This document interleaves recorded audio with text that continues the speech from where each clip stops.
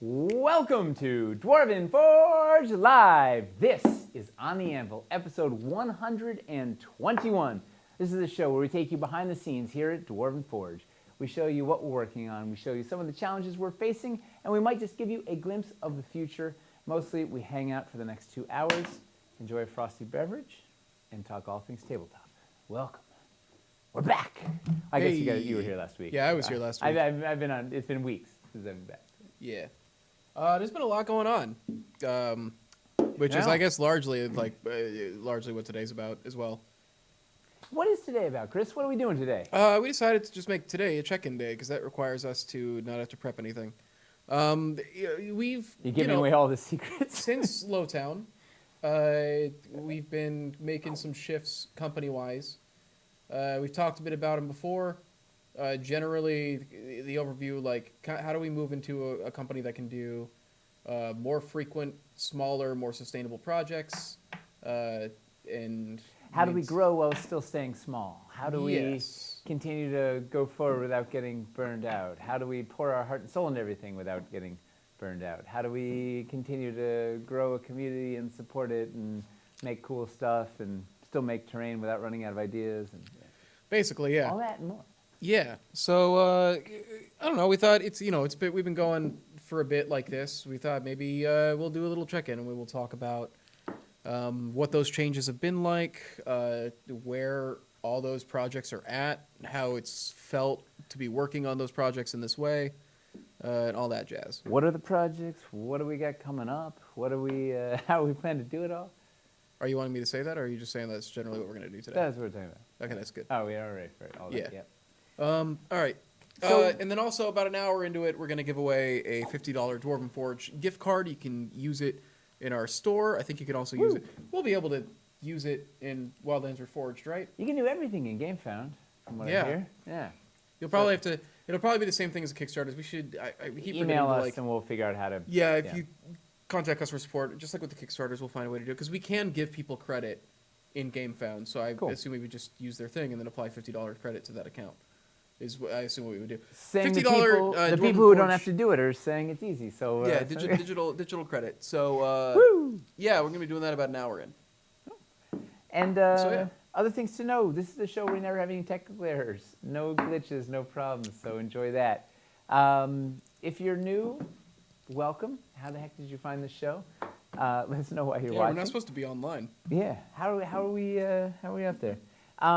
There's no wrong way to watch, but please feel free to interact. We love comments. We love your feedback. That's why we do this show. We love the back and forth. But whatever you do, just be nice, because we have a very, very delightful community, and we want to keep it that way. What else do we need to say? Anything before we dive in? I think that's basically it. A giveaway, a thing. Yeah, we did the giveaway. We talked about. We don't even have any news, do we? This is. I've got like 2 things. Oh, we got some news. News. Here. So this is. And me.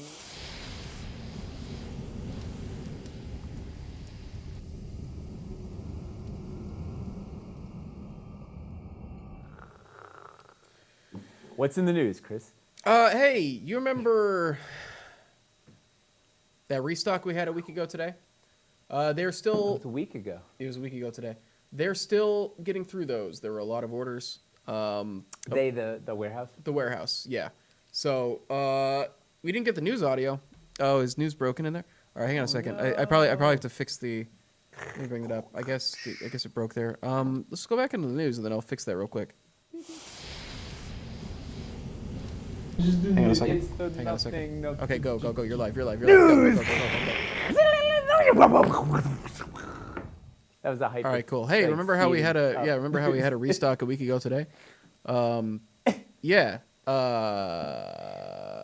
They're still working their way through those orders. If you haven't gotten your shipping notice yet, it's fine.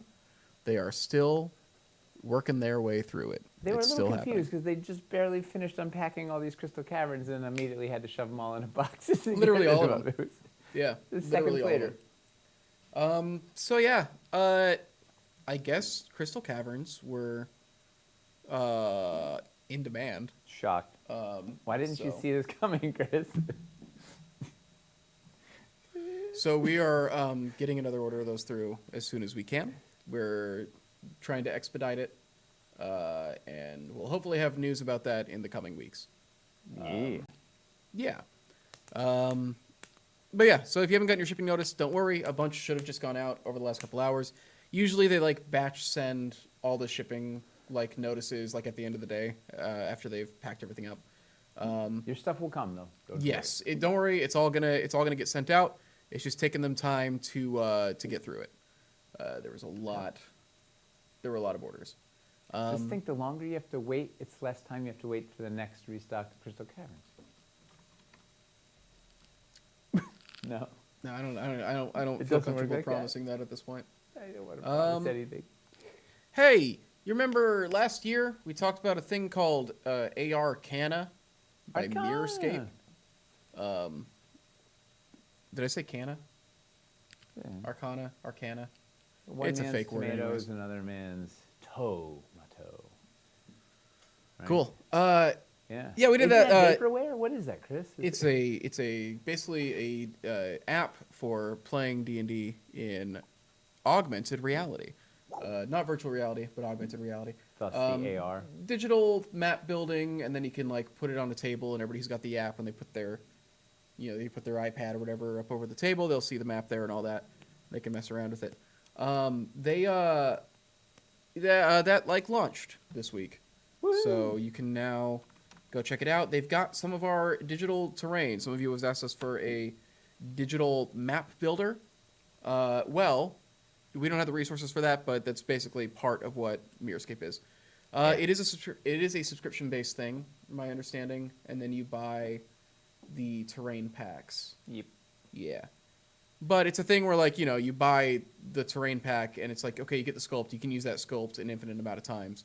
You're not limited to, like, you get to use this wall 5 times, then you got to pay again to, like, use more or whatever.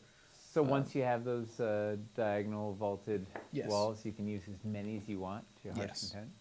content. But it is subscription-based, pretty sure. Yes.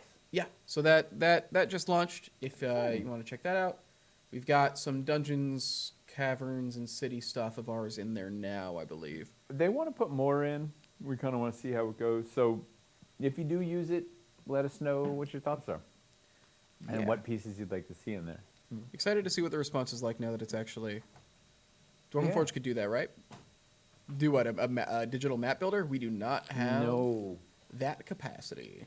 We do not have the capability. We can barely get our website to stay up. Although that should be improving. Luke to the rescue. Yeah, we actually have a web developer now who is going to be making everything better through the rest of the year. It's a large undertaking, so it might be a little bit before you see results, but we actively have somebody working on making the website better and Well, stuff. it's like a rickety old mansion built on a pile of bones. He's going to have to like, yeah, it's Like, definitely going to be like yeah. reaching in and like figuring out, because I'm sure that our website is built in a lot of ways it's not supposed to be, because we just kind of been patching stuff together. Well, it was as the plane was flying. It just Yeah. kept more stuff just kept building on this thing, whatever. And so there's some bodies there, and yeah. Yeah. So Yeah. we'll see how that all goes. Mace is here. Hey, Mace. Yeah, Mace is here. Who's going to be going to PAX Unplugged? Yeah, we don't know yet. We haven't like settled on that crew yet, but we are planning on doing PAX Unplugged. Also news: we're going to be at Gen Con next week. Woo! We starts 8 days from now. We're going to be leaving early next week to set up, and then we'll be there through the weekend. This time next. Oh no, We're we'll gonna be be there just this time next finishing week. setup this time next week, and then it Yes. opens a week from tomorrow. Yeah. Wow. Yeah. Anybody going to Gen Con? Quite a few people. It seems like there's more of our fans going Yeah. than now. Do we need to give them a Gen Con survival guide? I don't know. No. Do you have one? No. I don't Okay. know. The Wildlands 1301. Reforged restock. The It's our booth. Wildlands 1301. 1301. We're at booth 1301. Do we get anything if we go? We are going to have little giveaway pieces. In fact, Is this confirmed? Well, Mace can confirm. Are we confirmed the grab bag? Are we just doing a grab bag? I don't know. I know we were That was talking the about plan, it. but- Mace says confirmed. Grab Mm. bag. Grab bag confirmed. So there will be a large variety of riffraff, like all sorts of pieces from all over the place.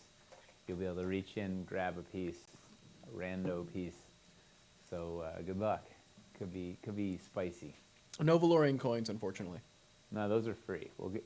Yeah. those are- If you want one, just let us know. yeah. One. Don't get crazy. Only one. Yeah. We don't have a lot of them go around. Let's see. Can we pick up our cult orders at Gen Con? Maybe next year? We're The timing might work out for that. No, we're not going to bring people's orders to Gen Con because then we have No? to sort people's like. First of all, what are you going to do with your 200 pounds of Dwarvenite? Like we roll it in on a forklift onto the Yeah. floor, and then what? Yeah. The Wildlands Reforged Yeah. tag that appeared on the store is preemptive for that's preemptive for the GameFound project for that stuff getting there. There's not a secret Wildlands restock that's going to be happening. But what about the secret Wildlands restock? What about the secret Wildlands restock? Yeah, we're not supposed to tell them about Oh, it. and then it's Is the not a thing. secret. Otherwise, it doesn't remain a secret. Jeez. Yeah. Yeah. Oh, did I miss anything else? Have you seen the boxes? Which boxes? There's a lot of boxes around here right now. Well, yeah, we've seen those ones? There's Those so many boxes. secret boxes. I don't know. We just shipped out a bunch Mhm. Well, if you're at Gen Con, for come people's visit orders. us We can't bring people's orders to a convention. at Oh, booth 1301. yeah, that's fair. It will be. People order too much stuff. Yeah, no, it doesn't make any sense. Yeah. We can't even just stocking a booth is impossible. Yeah. So come visit us at 1301. We'll be there pretty much nonstop. Except I have to step away on Friday morning. I'm in the Great Gooey Cube extravaganza. I can't remember what it's called. The Great Gooey Cube Game Show. So if you're there, you can grab some tickets and go watch that in person. It's really fun. A lot of giveaways.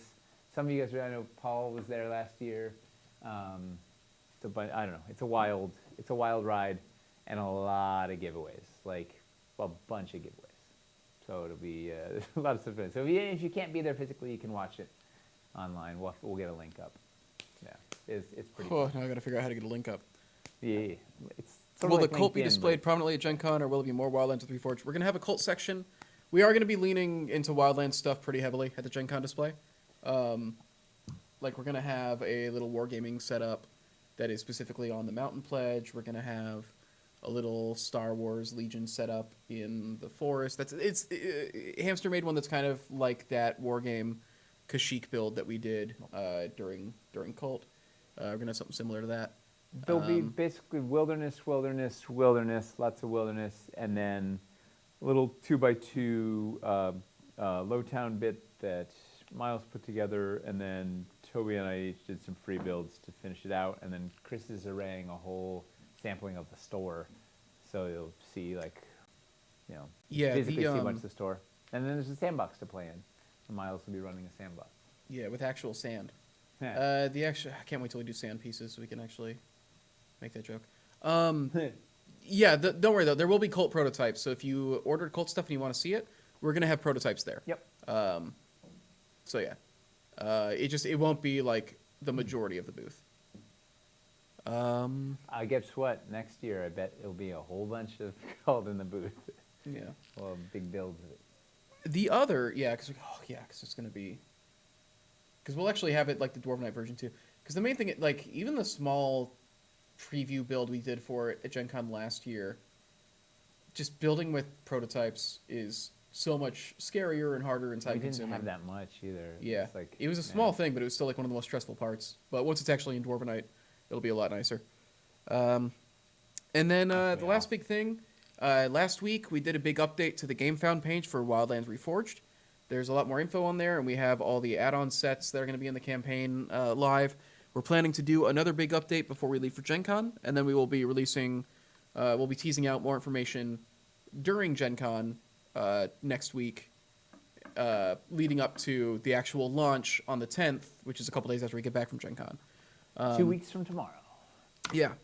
And we're doing a little... That's not what I wanted to do. I wanted to type GameFound, not Gen Con. Yeah. So if you haven't followed the GameFound page yet, we're doing a little bonus like credit to your pledge for anybody that follows the page early. So that's added on to the sets will also be at a slight discount. We'll have like bundles with bigger discounts and stuff like that. So it's essentially like a restock pre-order, but we're trying to, wherever we can, make it a little bit better to get it now than to wait for the store, without making it like unfair. We're trying to make it the best sort of version of a pre-order that we can do. Yeah. And I think I don't know. I think it's an awesome lineup. I think there's a lot of really well thought out, reconfigured sets. Easier to get the pieces you want. And I'm very excited to sort of see how it's received. See if you guys enjoy it, so we can do more like it. Yeah. It we're exploring. It's a new kind of project for us in a number of ways. So yeah, we're trying this out. We're seeing how it works, and we'll be talking more in depth about it as part of today's main topic. So, yeah, It's exciting. I think that's basically it for news. Yeah. The other news. So Twitter caught on fire, and Yeah. for like a slow burn for the last 9 months. Where do I go? We're changing. Where do we? What's the platform to go to? I'm trying to decide if I want to try and get a Blue Sky invite, or if I want to just take this opportunity to just get offline. Skip it or what? No. Where? Also, we're changing the name of Dwarven Forge to Blue. I think that'll. With a Y. Yeah. A Y in blue. How do you even spell blue with a Y? We're just changing it to that. It's the Dwarven spelling. Yeah. Just gonna. It's just a color. It's not even a word. Just We're gonna change put it, in just the color. just gonna put in. You can't write it without for the color. trademark for blue. You can't write it in black and white. Yeah. I think it's gonna be good for us. Just a splash. Let's all go back to MySpace. MySpace is still there. You can connect with local bands. Ooh. MySpace is basically a music thing now. But what if I want to have more than 8 top friends? What do I do, Chris? You could have more top friends. I think you could have up to 32. Oh. That was like the real politics when Top 8 when I was was a in big high school. deal. It was like the top 8, Yeah. and then it's like, oh god, I got to expand it. I got to have more in there because I have more than 8 people that will be mad if they're not here. Yeah. As it's signed to get rid And then of if like people. your girlfriend isn't in the number 1 spot, if you put like your best friend in number 1 no, instead, it's bad. It's a bad sign. It's Yeah. rough. So aside from MySpace, where do I go? Is Blue Sky? Is it Mastodon? I don't know. Twitter was the only one that I Yeah. actually really liked. I know. Blue Sky is basically just Twitter again, but I don't know. You got to get an invite for it and everything, and I'm not Yeah. popular enough currently. Mastodon is a thing. Hive was a thing for 2 seconds. Yeah. I don't know. I don't know if I want to go through the process of I don't doing at all. social media again, because I I don't feel care like about Instagram. I don't care about. I stopped doing Facebook. I stopped everything else. You know, Maybe I just take this as an opportunity to not this is be a sign. online. Right? Yeah. Maybe that's better. Maybe we start our own social media platform. It's called Silence. You just don't even you. Anvil with a Y, and that's like our social media platform. Yeah. Social media that's specifically for creators, like for crafters. Strictly Smiths. it's Anvil. It's making With a it Y. sound more like Simply Smiths makes it sound like some kind of dating site, Yeah. like a farmers only situation. But We got a lot of irons in the fire. Come on over to Simply Smiths. And yeah, yeah. Simply Smiths. I'm trying to think like what would be like a good name for a dating site for just like A dating site. crafts. Frankly, Hobby Lobby would actually be a really good name for Hang a on to dating Hobby site Lobby. for like crafters, Mm. but that's already taken. So, Forges only. That's very specific to Forges Dwarven. only. That's very Only specific to Forge. like Hammer Space. Only Forge. It's so Whew. All the cool kids hang out in the Discords. That's true. I'm not going to get off Okay. Discord. Like Discord is like where my friend group is. So there's that. good. Yeah. well, maybe Mace, we that's the can't say sign. that online. Go to. You can't use that on Al Gore's internet. Use my scissors. Yeah. All I right, don't know. I don't know why that was in the news. Yeah, I know. So I'm trying to figure out where to go. I'm just gonna stop using maybe Twitter. just offline. Yeah, Maybe just offline. I don't know. yeah. I really used to. D&D Twitter was fun. Like there was a. Yeah. Anyway. All right, let's get into our main topic, Let's get into the main show. which is the new dating site for dwarves that we're. That's the new move that we're getting Yeah. into. Specifically dwarves. Beards with a Y. No, that actually works. Yes. That actually works though. That's no. So we launched we finished a Kickstarter in March. Was it March 1st? We launched it in February. It ran until the ran end of until March. February, and then And we the- did yeah. PAX East right after, and then we did the Pledge Manager in like April. So since then we've been trying to continue to transform the company. We after each Kickstarter we do a sort of an intense postmortem where we sort of dissect what worked, what didn't work, and sort of roll it out bigger than just what were the stresses that this put on the company as a whole, and how do we change or whatever. And we've kind of changed a lot of our workflows and changed a lot of how we approach some stuff. And it's been what, 3 months, 4 months? What is that? Since March, that, April, since May, that big, June. We're almost. It's the end of July, so it's almost been 5 months since the Kickstarter closed. since Kickstarter closed, yeah, the Yeah. conversations were after PAX East, so it would have been around the end of March, beginning of April. Was it around when we started doing this stuff? No. So, yeah, coming up on 4 months of actually doing it. I guess. Well, I got a list of all the things that we've been cooking. We can start going down. That's a list. Yeah, Yeah, why not? yeah, let's it's a let's do it that way. That's stuff. That's yeah. All right. So first off, we should just look at the kind of the base of everything, which is Lowtown, right? Hey, we finished Lowtown. Now Did what? very well. What's pretty awesome is the wheels didn't come off the bus, not yet. Yeah. Tyler has managed to wrangle. It's a bunch of new workflows, a whole bunch of new engineering. These biscuit holes turned out to be a little more work on our end than we thought they were going to be. No. But we've, he's really figured out how to, a new digital workflow for engineering all the pieces. We're kind of on the hook for the engineering this time around, which is new, and it's working. We got all the pieces are cooking in, and we're probably 6 weeks behind where we should have been if we weren't doing things in a new way, but. I think we're going to be dangerously close. We'll probably be a little late on delivery. We've never actually delivered in time after Yeah. KS2. But It's but the pieces are working. That stuff's cooking. Lowtown is so far going really smoothly, and the red wax masters that we've seen are looking fantastic. Well, Yeah, it's basically. It's just the reality of like learning like a new system basically, but then like, it's speeding up as we get more used to it, and like once we're completely comfortable with it, it's going to be faster than the old.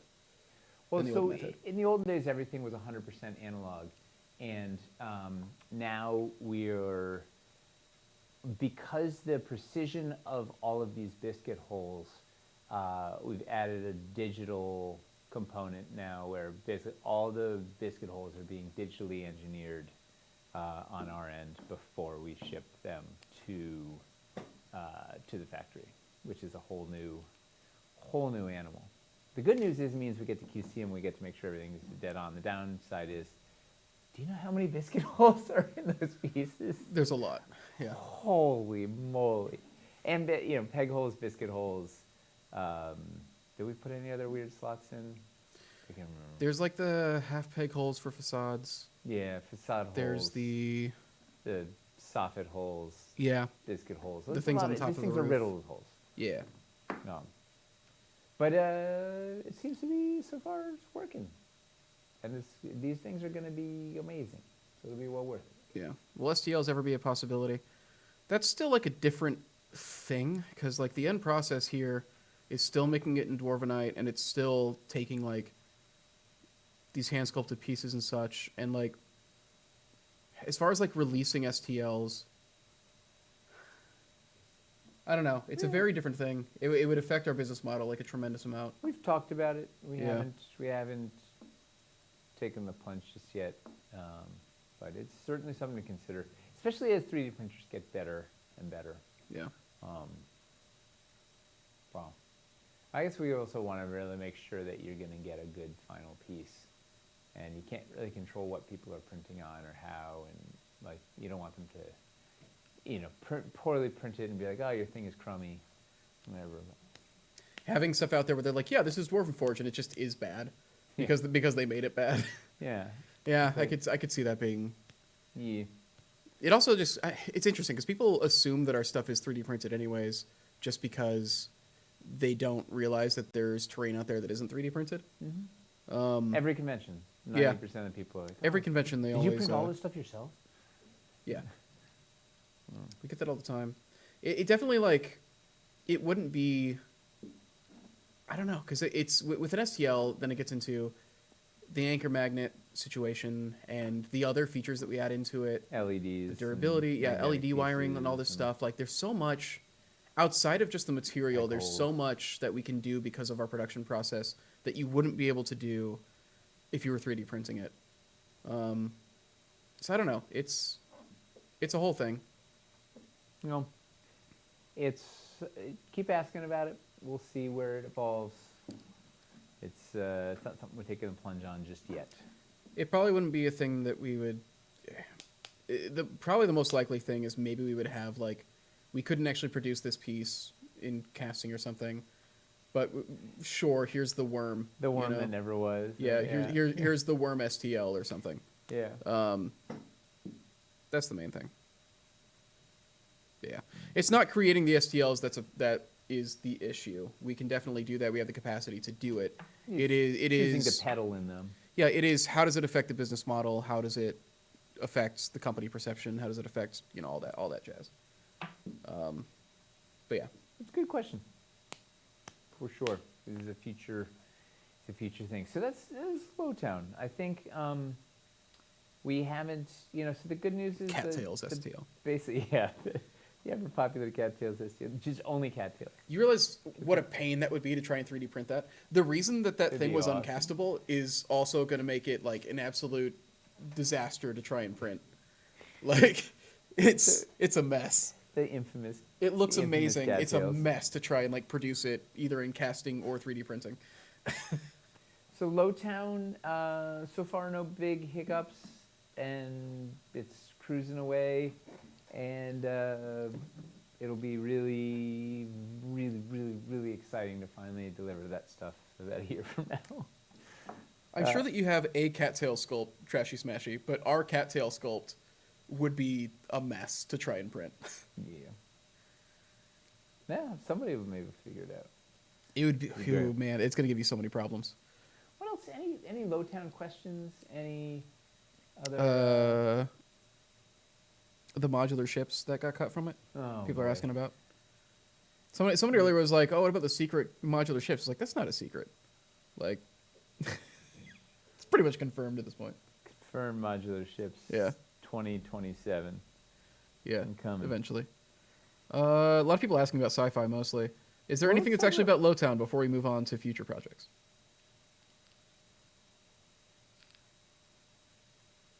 Not seeing much. So then that kind of opens up the right what's coming down the pike. And previously, in the olden days, we were a one project company, right? We'd work on one project. We would launch that project on Kickstarter. We'd work until we basically ran out of money. Then we'd launch it on Kickstarter and get some more money, and then do the next one, and whatever. Sometimes the project would get too big, like Caverns Deep, and the Wilderness would spill over and start becoming the next project.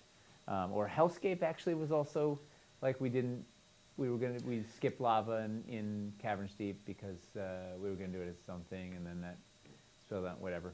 And we finally been able to switch to doing multiple projects concurrently. So it started during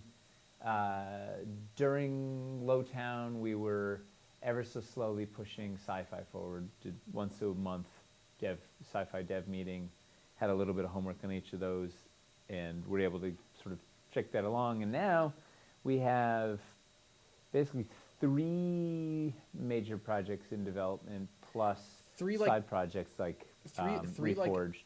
3 like active product development Yeah. projects. Wildlands Reforged is not one of those projects because we're not making any new stuff. But in terms of like developing new things, yeah. Yeah, so it's been pretty cool to be able to shift and have multiple teams working concurrently while still trying to maintain. We're actually just talking about today in our 6-week presentation, sort of still maintaining the collaborative workflow, collaborative creativity, while having teams siloed off and still pushing multiple projects forward at the same time. And it's so far it's working. There's definitely some growing pains and there's some learnings, and none of them are going maybe as fast as they would go if everybody was pushing on the same thing. But also they're all smaller than something like, actually I take it back, Hightown is not smaller than Lowtown. Well, I mean, I guess technically it is, but they're like right now sci-fi is 24 sculpts or something. So it's not 224 sculpts. So it's manageable with a smaller core team. And it's fun to, one of the advantages to having multiple things going on at the same time are, one, if you run into like huge delays or troubles, one, it's easy to sort of table it for a little bit and focus the energy somewhere else. But 2, there's some interesting creative cross-pollination that happens, right? By working on multiple things. Sit down, it's working your brain in a couple of different ways, and then you kind of ideas from one thing go bleed into another and feed another. And what are you laughing about? Yeah, Hightown is now sci-fi. For example. Sci-Town. Yeah. People in chat are like, wait, Hightown's going to be bigger? Did I hear that right? No, it's not going to be bigger, but it's having a hard time being smaller. My webcam just decided to autofocus like very close for some reason.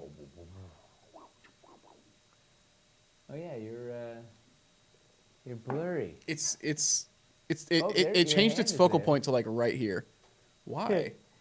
I thought your hand was really exciting. I never even got close. All right, I'm gonna have to manually focus it, I guess.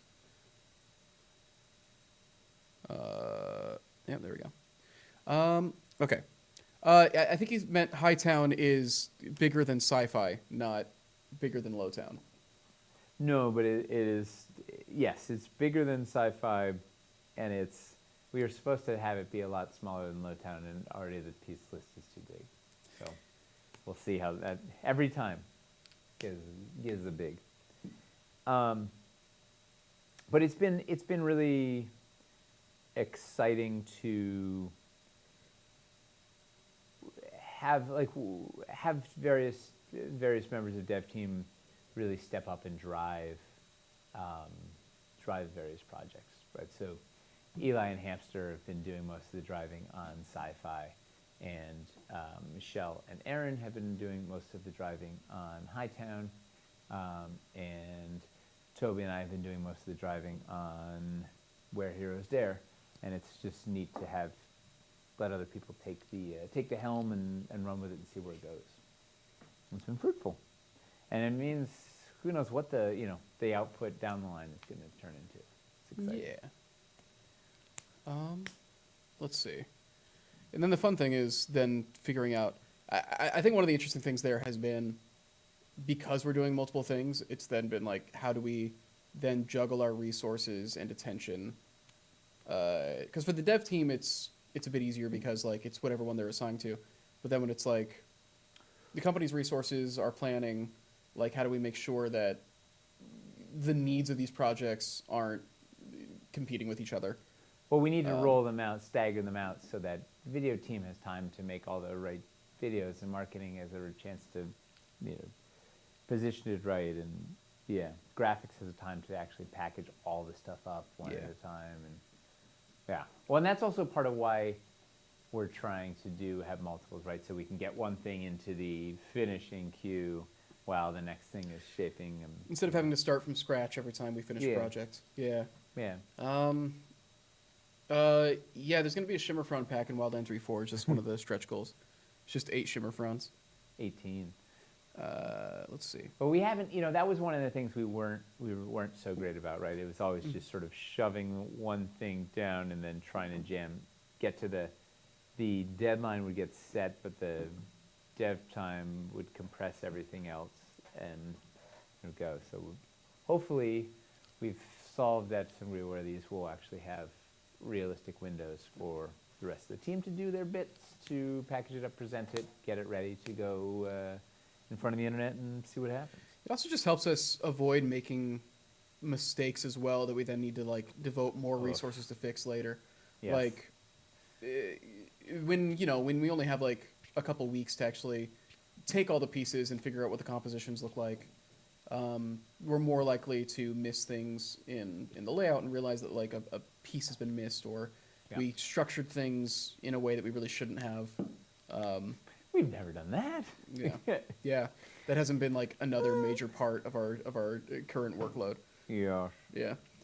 Well, that's the other one. Is starting to think about the compositions and offering earlier in the process rather than make all this stuff and then figure out how to turn it into sets. Like, I think that also goes back to, for a long time the company was about selling the things in the Kickstarter. It wasn't really about continuing to sell those things for the next 10 years. as often witnessed by our web store offerings. Yeah. And stocking. So now we're trying to go back and like take a decade of product and rework it into something that is like focused on the store instead of just the Kickstarter.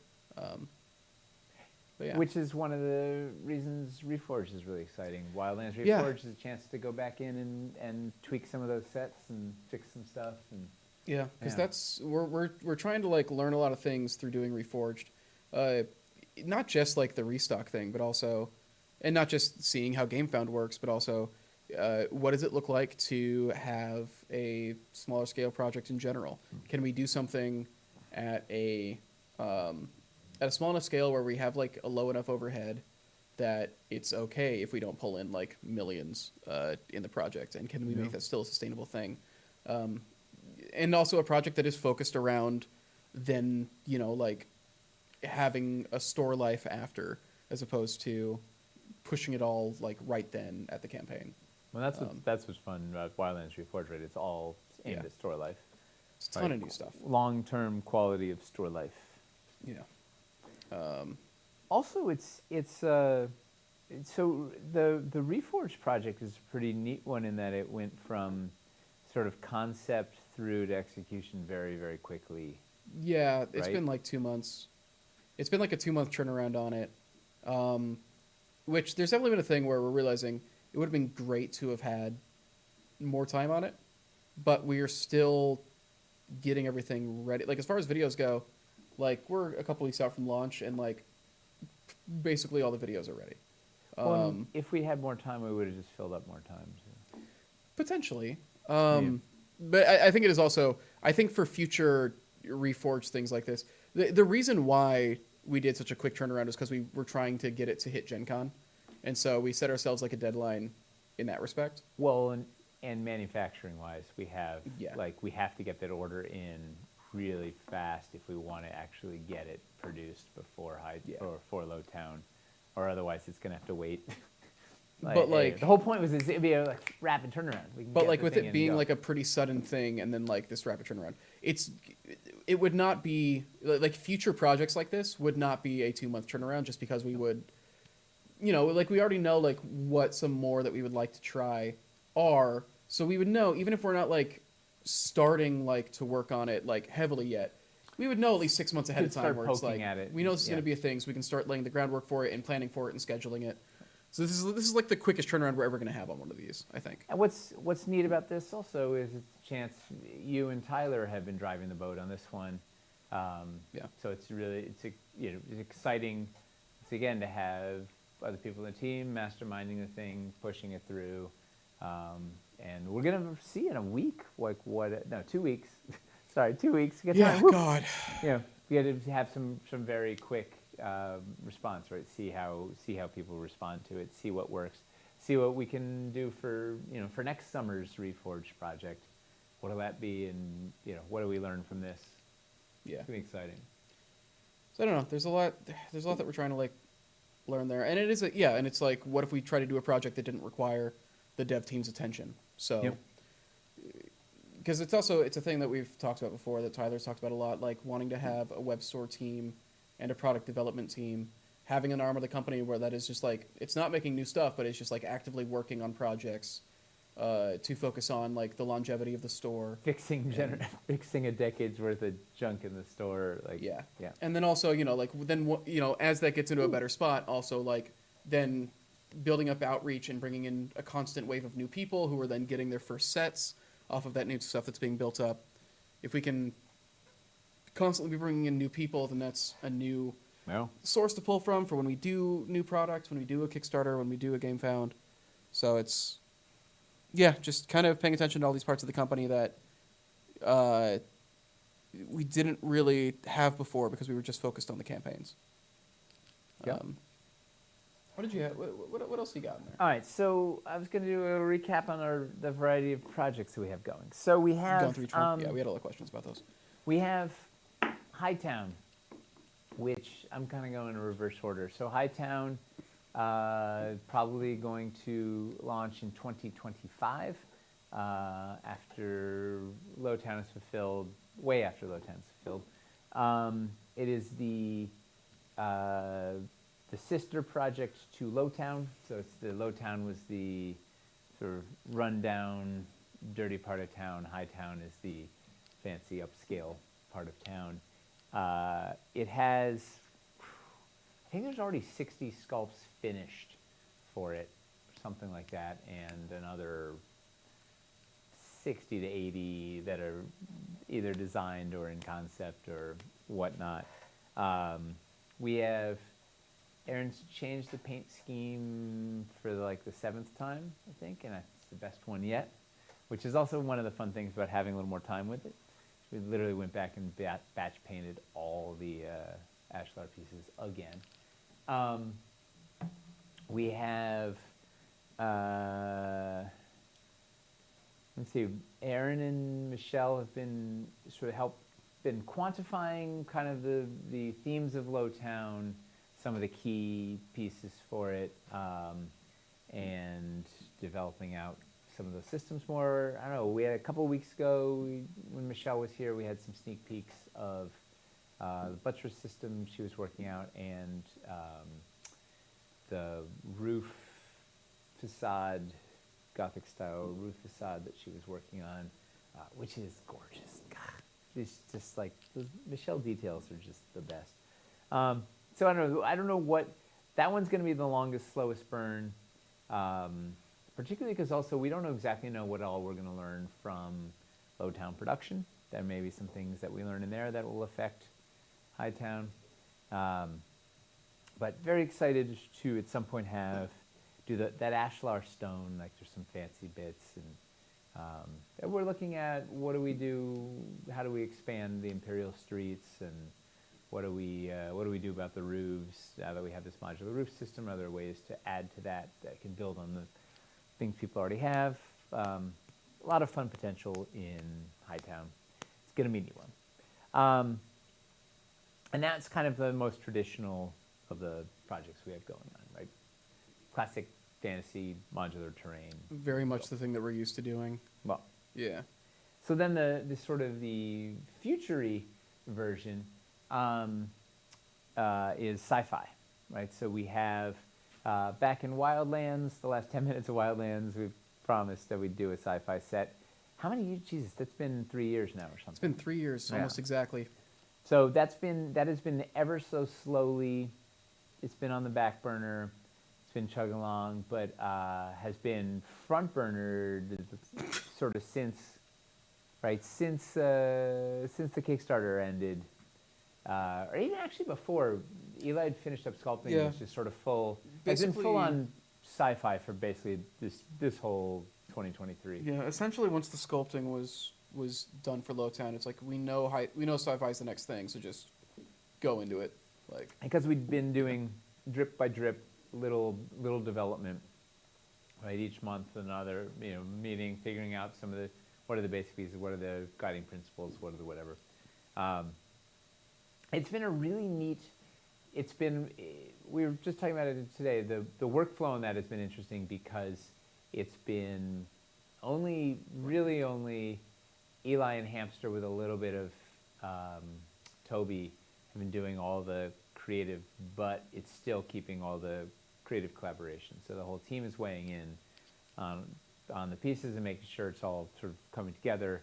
And it's been a really collaborative. So Eli's been kicking out partially finished sculpts to Hamster to paint and test and sort of see, hey, is this texture deep enough? Is this going to work? Are we executionally? Are these doodads too tiny to paint, or whatever? Like, is this going to work? So working hand in hand with the paint, and then we've been sharing stuff with the factory to just talk manufacturing. Like, hey, this thing wants to be 360 with a whatever, and yada yada. Like, is this going to work? And getting notes from them on manufacturing really. So I think it's going to be the smoothest sort of from. Once that Kickstarter launches, I think it's going to be the smoothest production run we've ever had because we've figured out a ton of this stuff, replicatable paint scheme and whatnot from there. So very excited for that. Right now we are penciling that thing in for March of what's next year? 2024. Yeah, we're looking at like, it's what, 7-8 months? Yeah. Well, Man. and we're like inches away from having all the core pieces sculpted. The plan right now is it's somewhere between 24, less than 30 pieces. Like we have all the base bits done, and there's a few loose accessories we haven't locked down 100%, but it's generally we have an idea of what it's a small self-contained offering, a core set of modular sci-fi terrain, primarily for building interior spaces, spaceships and star bases and the like, but also with plenty of capability to do some cool exteriors. And I cannot wait to show this stuff off. We're getting dangerously close. Probably in August we'll be able to start looking at some stuff. But the core pieces are basically almost done, and then we're into the next systems. So it's sort of approaching it by systems. The core stuff, a couple of additional systems, some accessories, and that'll be a full offering. And the hope is this run on GameFound for Wildlands Reforged is going to go really well, and we can launch this thing on GameFound in March and run on that platform. And I don't know, we're excited to see how it goes. And obviously, if not, Kickstarter is still going to be there. It'll be the same it's been for the last 10 years. It's there. For better or worse.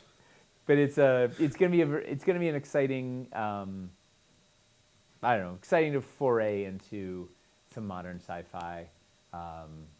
Games that we're looking at that are going to be fun for it are, of course, 40K and Kill Team, Shatterpoint, I got Starfinder, I got Star Wars, I got ideas, Stargrave, man.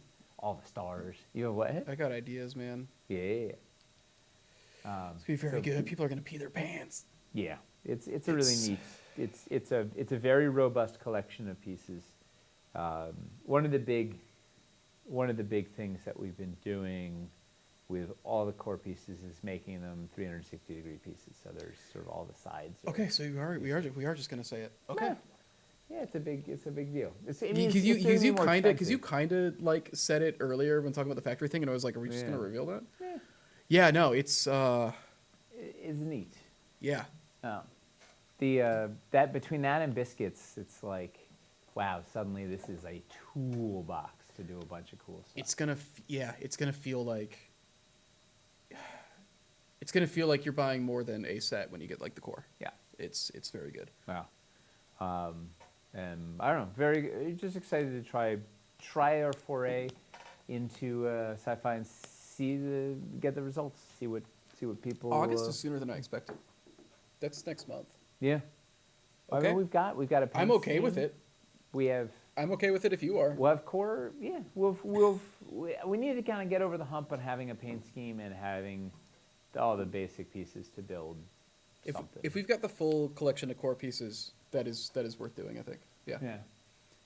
No. A lot of questions about it. You wait and see. I guess next month you'll get to see. Yeah.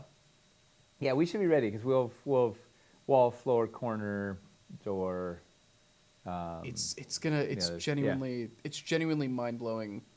It's genuinely mind blowing stuff. I'm very excited For about such it. simple, like it's just such basic pieces that we can do a lot. So it's gonna be fun. Do you think the sci-fi set would also work with Eberron? I think you could find ways to justify it. Like, Yeah, it's it's full on sci-fi. It's yeah, not. It's you not. you could find ways to justify it. Yeah. I wouldn't say it's like it doesn't feel like Magitech. It is sci-fi. It's hard sci-fi. It's full on Yeah. sci-fi. But once again, you could jam it in. You know, you can. It's certainly better than no sci-fi pieces for doing Eberron. If your players complain about it, like Yeah. they can go somewhere else, I guess. Like I don't know.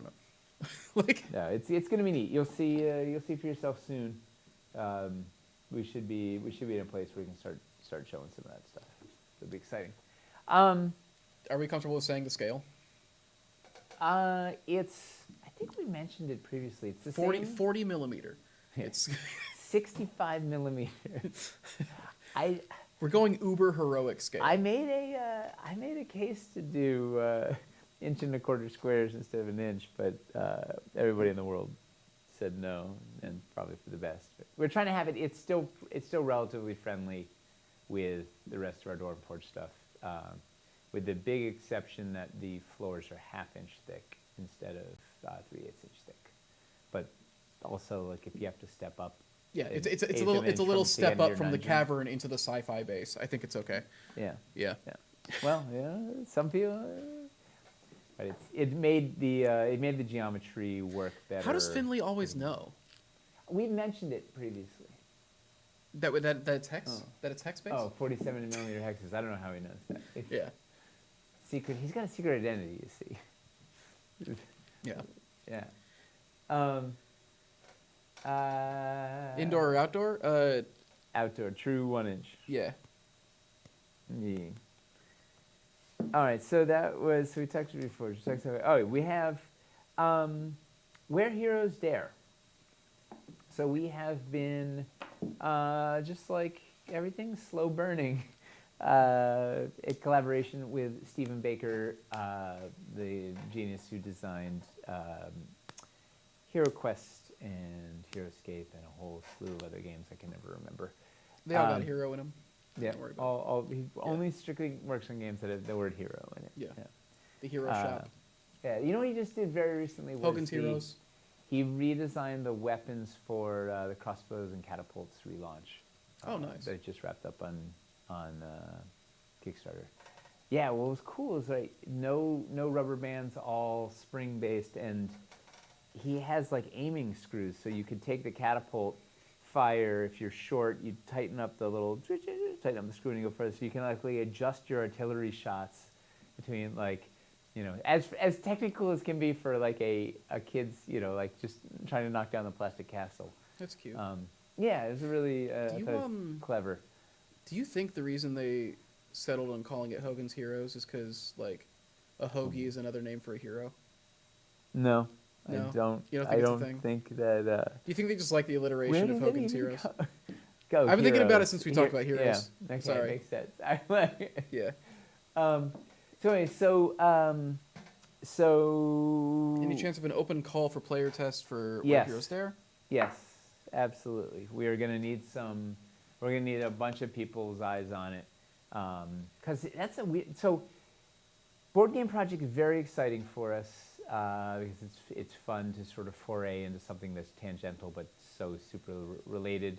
But also it's terrifying because there's so many. It's very different from anything we've done. Whole different ballgame. There's a whole different kind of prep that we have to do. There's a whole different like production process. And testing, testing matters in a huge way and can drive a bunch of our.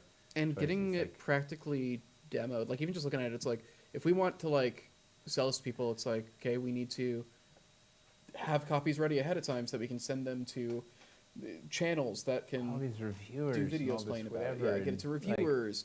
Having playable copies at conventions so people can straight up just play it at a convention a couple months before. And the testing, you know, the play testing wise, that's the big deal. Like, it's not like, you know, play testing sci-fi terrain is going to be, all right, all of us can jam that out in a week. Like, this is like, we need blind play tests where we just hand them a rule book and the thing and say, all right, can you figure it out? And you need to have a whole bunch of people try to make sure it's working, make sure it's understandable, make sure it feeds their like there's accessibility concerns, there's sensitivity concerns, there's like a whole nother layers upon layers of complications that we have to think about and make sure it's bulletproof before we even launch the damn campaign.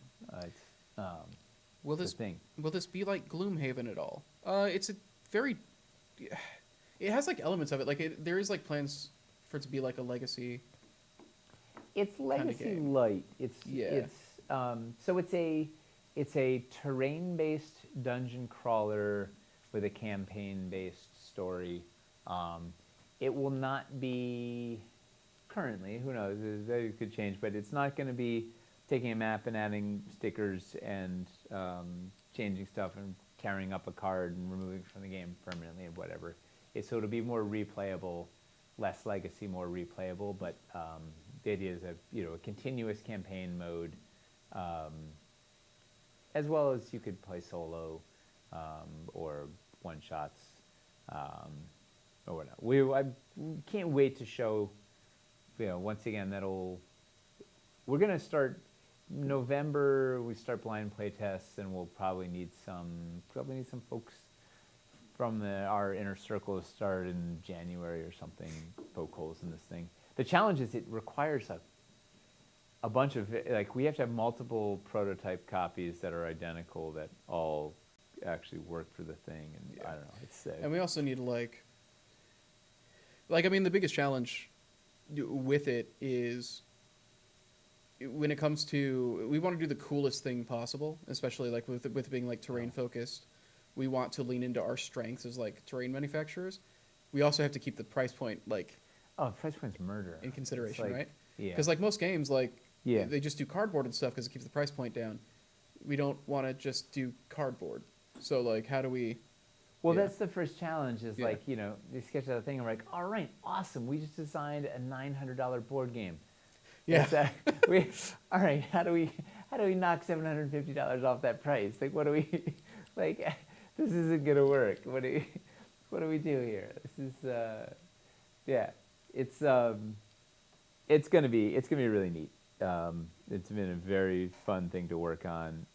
It's a whole bunch of different challenges. But what's also neat is it's giving us a chance to try some other manufacturing techniques. Mm-hmm. Right? There's going to be some things that we do and try that may then bleed into the rest of the terrain. Or we figure out, holy moly, we can, whatever. There's a bunch of things we're looking at, and Tyler's trying to figure out, if we approach this whatever, there could be some neat breakthroughs that we can then use to do stuff for the regular terrain. People are saying that the board games Real Rat says that the board games he backs have been averaging 750. 1K is getting normal. Yeah, well.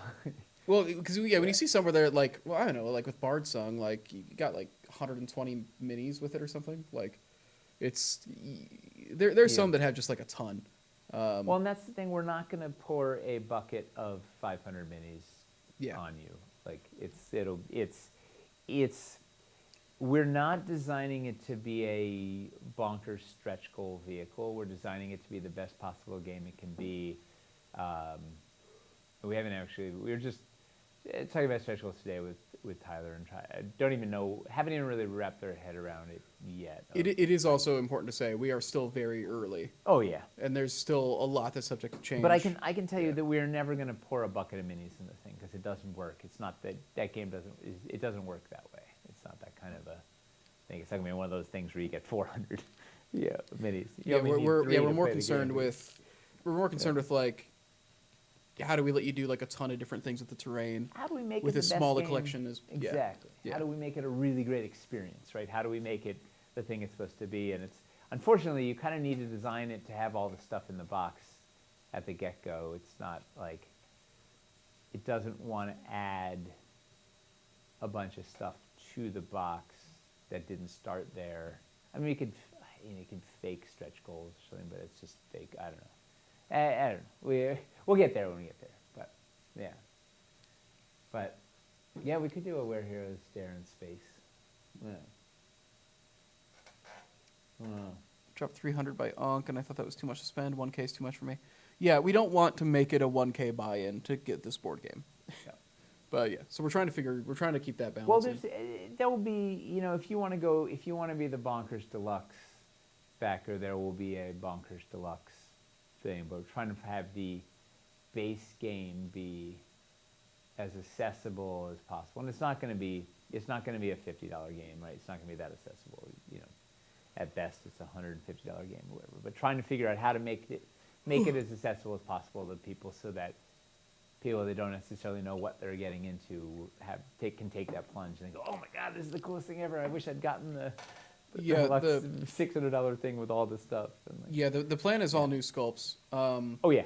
It's not just looking at it, the reality is we have to do terrain a little bit differently than what we do for our usual Kickstarters for it. It has very specific, the terrain has very specific needs. It's very different than our standard terrain is. Yeah, it's not really going to be interchangeable with our dungeons and stuff. Yeah, it's designed to be the best game it can be, not designed as an expansion to our existing terrain line. Unfortunately. Yeah. But fortunately for anyone that wants to play the game, because it's... That's the thing we were looking at, right? Is it's we have to design it board game first, not like Dwarven Forge Collection first. Yeah. Yeah, no, it's designed to be a game. It's designed to create an adventure, a tactile analog experience that's it's killer. I'm very. That said, there very will looking probably forward be to playing. things that you could take from it and use in your Dwarven Forge builds and stuff like that. Yeah. There will be some stuff like that, but There will be some neat bits you can pilfer for sure, but it is 100% being designed as a really good board game, not a box of accessories for your dungeons. Okay, so the next thing on the list, what's a good word for a giveaway?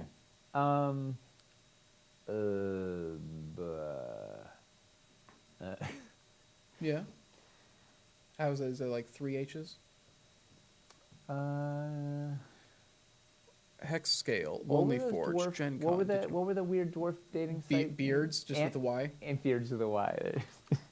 All right, if you want a chance to win Dwarven Forge $50 gift card, digital gift card, anybody's eligible. Type in Beards, but with a Y instead of the EA.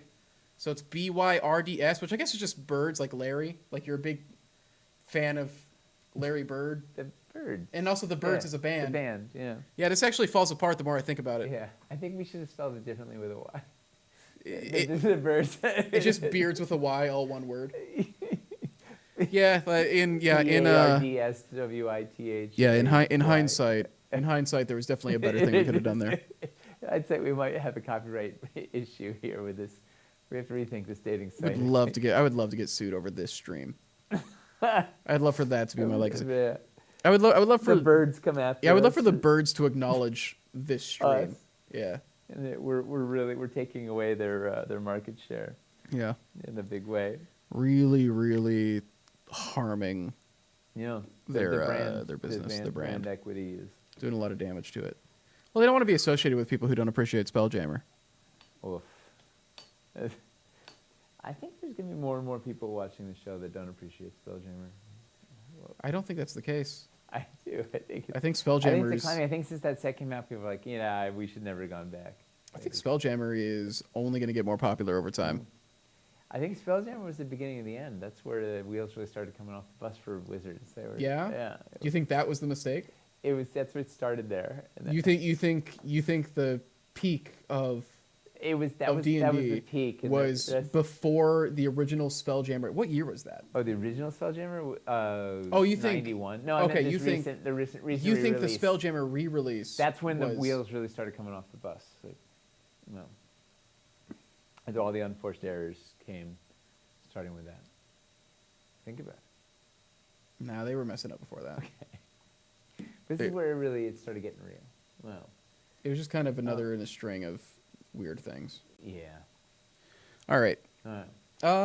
Okay. So We got. I'm gonna run that for. I'm gonna let that go for like a couple more minutes. So what do we got the next on the beards. list?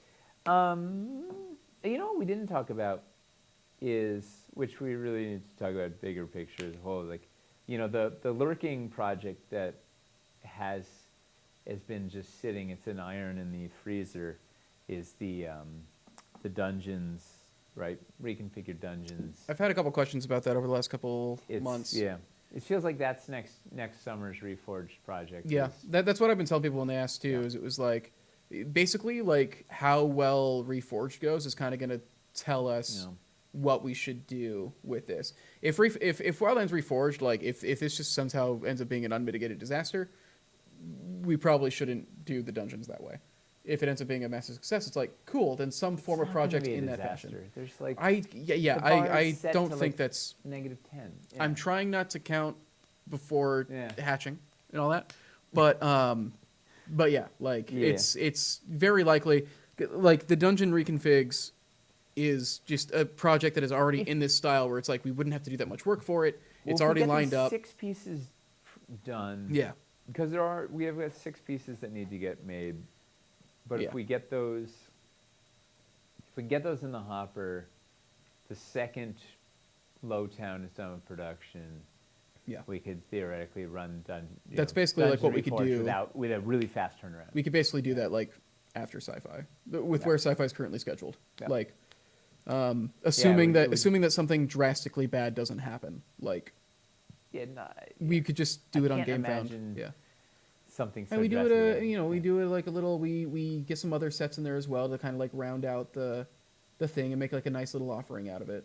Like reprint. Dungeons Reforged. Yeah, Dungeons Reforged. yeah. No, it's like- reprint some other sets where it's like it'd be nice to Oh, restock it's this a- as well.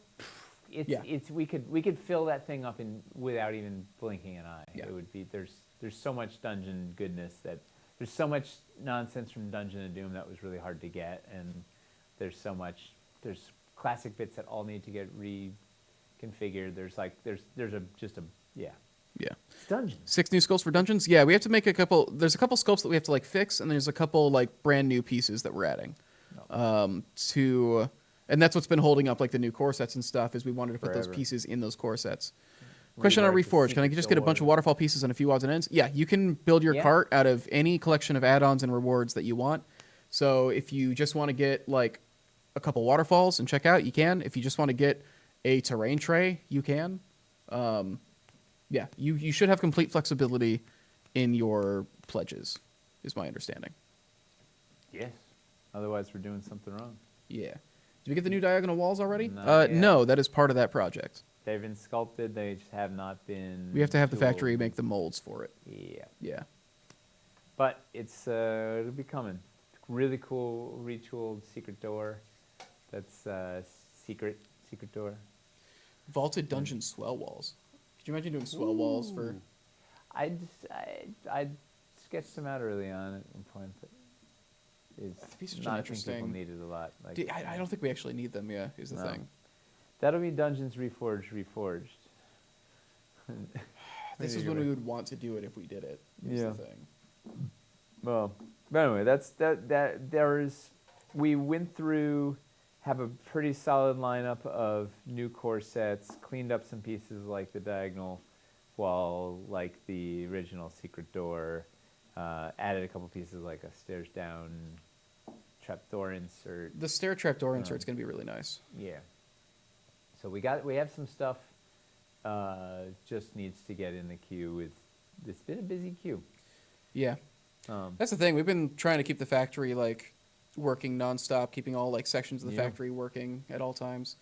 So we're having them like produce all this stuff for restocks while they're making the molds for Lowtown, so that all that stuff can be done by the time that they actually start producing Lowtown and all that jazz. And then once they're done with the Lowtown molds, then they can start making other molds. And we threw them those paint masters for the new banks, so they can do those. Yeah. No, it's yet another thing to look forward to. Yeah. And pull it off. Should we roll this giveaway? Yes. The beards. Let's roll the beards. Roll the beards. Friar Fink. Congrats. Congratulations, Friar Friar Fink. Fink. I'm pretty sure you've won one of these before, so I should already have your email. Let me check real quick. Yes. So giveaway is already given. away. So the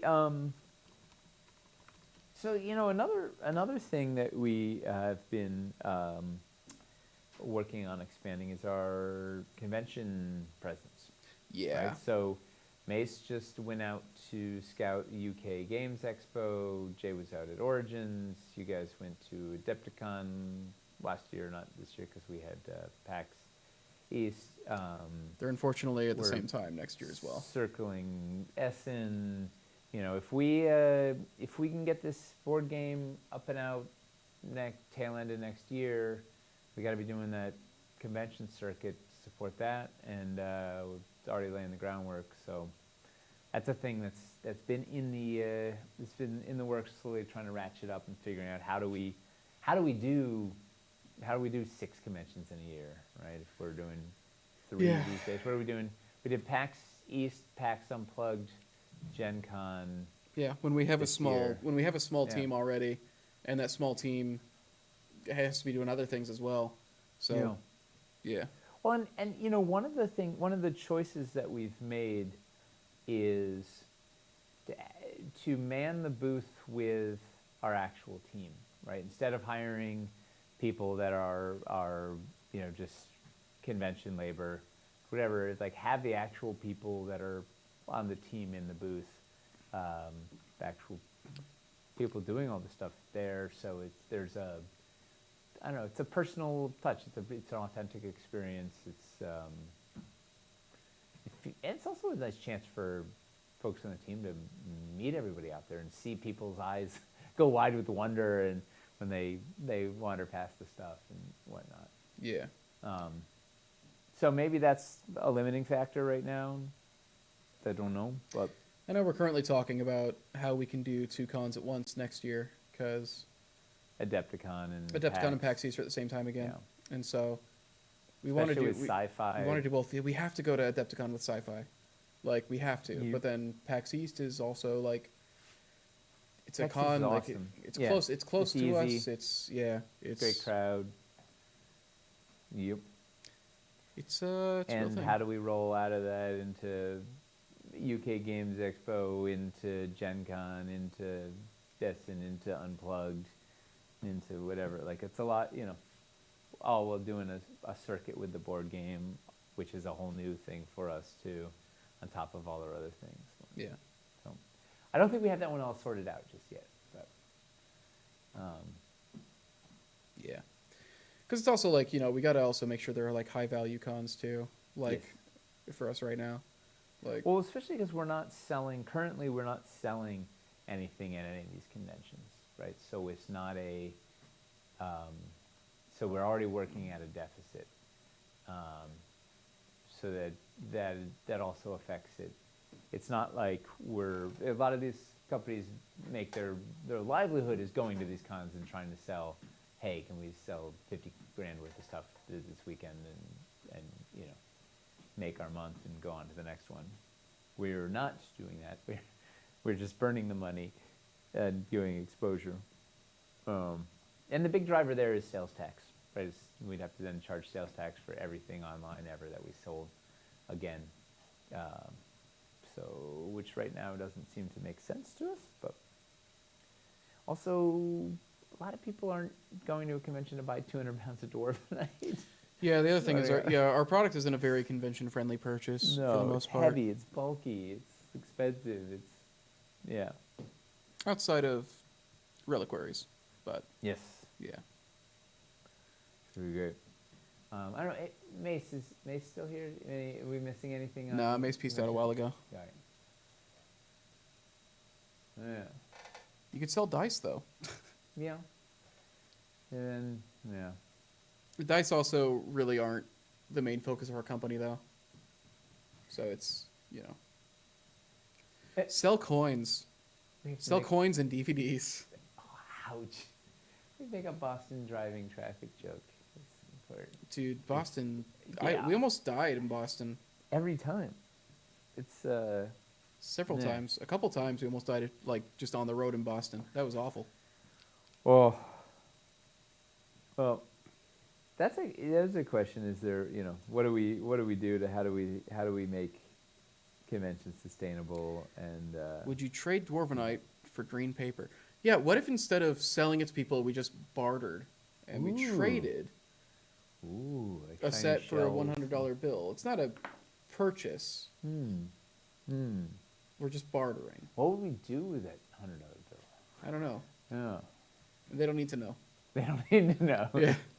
It's nobody's business. Yeah. Let's see. Wish you did sell shirts or something unique. I'd get something for you every Gen Con. Yeah, the doing merch is a constant struggle. Yes. WotC doesn't do Gen Con either anymore, though. Apparently they're going to have a food truck. How weird is that? Wizards is Wait. going to have a food truck at Gen Con? Is it shaped like a What? Spelljammer? Are they really going to have... That doesn't make any... Apparently. What? Wait. Who's making the decision over there? WotC food truck?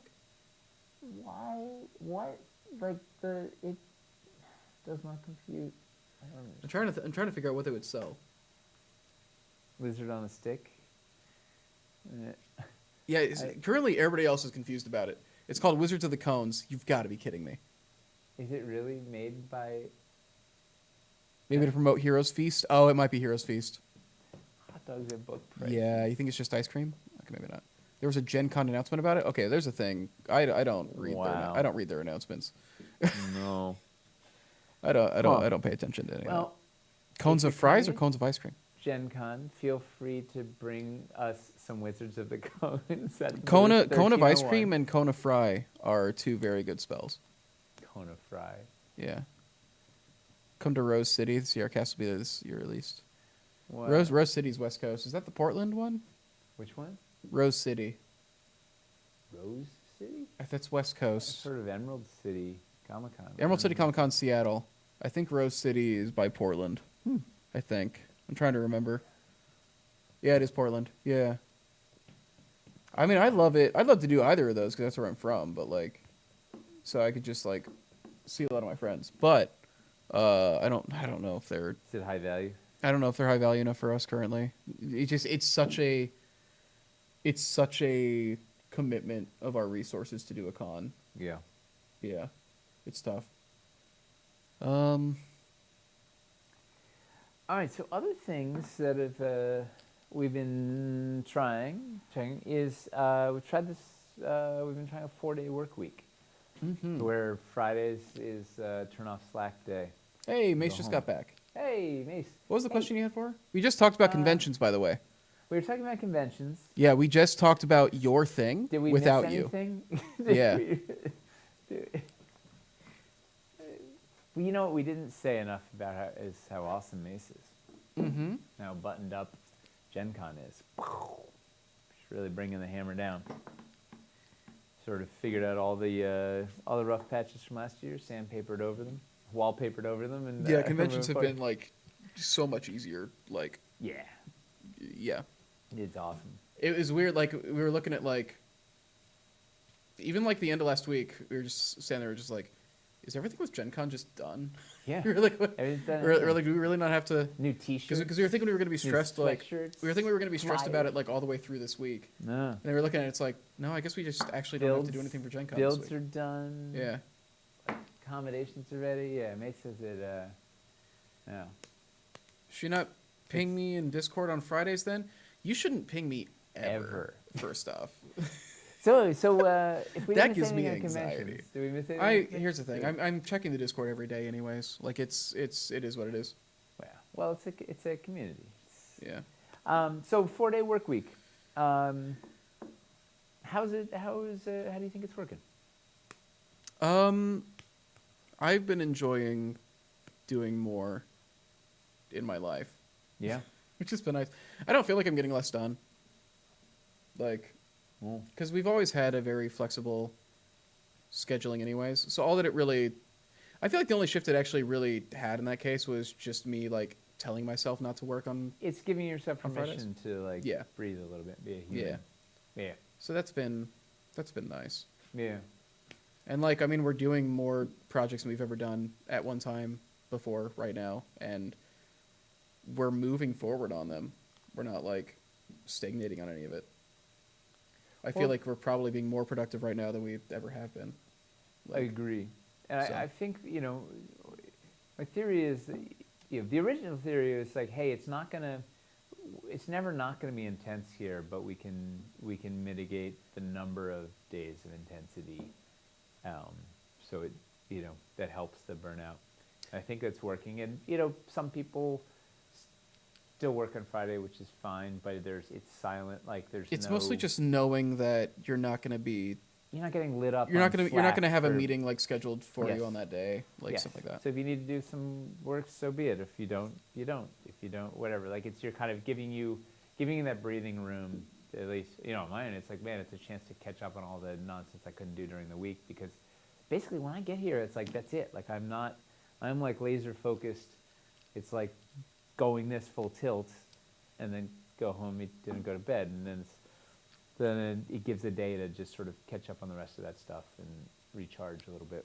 May said it stressed her out, but now it's okay. Cool. I know she was really worried about not having time to do everything. Yeah.